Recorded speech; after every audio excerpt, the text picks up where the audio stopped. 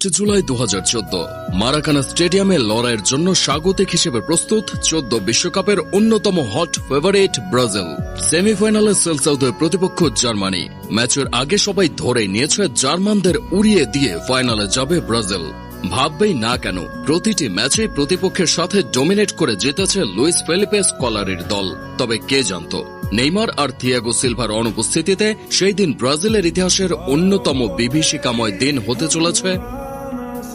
খেলা শুরু, স্টেডিয়ামে দর্শকরা তখনও নিজেদের সিটে ভালোভাবে বসেননি।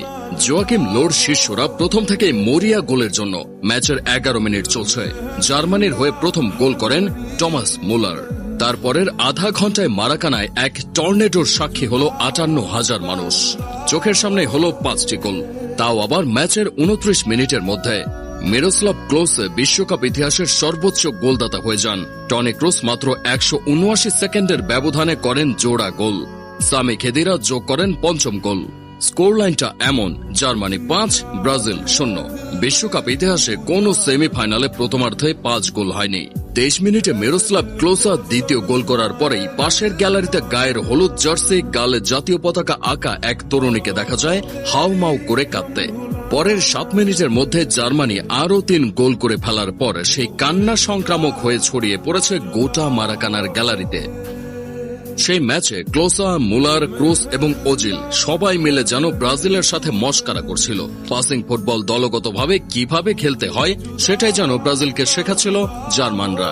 বিরতির পর বদলি হিসেবে নামা চেলসির আন্দ্রে শুরলে করেন আরও 2টি গোল। শেষ দিকে অস্কার একটি গোল করলেও তাতে কোনো সান্ত্বনা ছিল না। খেলোয়াড়েরা মাঠ ছাড়েন কান্নায় ভেঙে পড়ে, আর দর্শকরা কটাক্ষ করেন নিজেদের দলকেই। 1920 সালের কোপা আমেরিকায় উরুগুয়ের কাছে 6-0 গোলের হার ছিল ব্রাজিলের সবচেয়ে বড় ব্যবধানে পরাজয়। এই 7-1 গোলের হার ছুঁয়ে ফেলে ব্রাজিলের ইতিহাসের সবচেয়ে বড় হার। 12 বছর পর ঘরের মাঠে ব্রাজিল পায় পরাজয়ের স্বাদ। আর 39 বছরের মধ্যে নিজেদের মাঠে এটি ছিল ব্রাজিলের প্রথম প্রতিযোগিতামূলক হার। সব মিলিয়ে পরিসংখ্যান যেন কাটা ছেঁড়া শরীরের মতো পড়েছিল স্কলারি ও তার খেলোয়াড়দের পায়ের নিচে।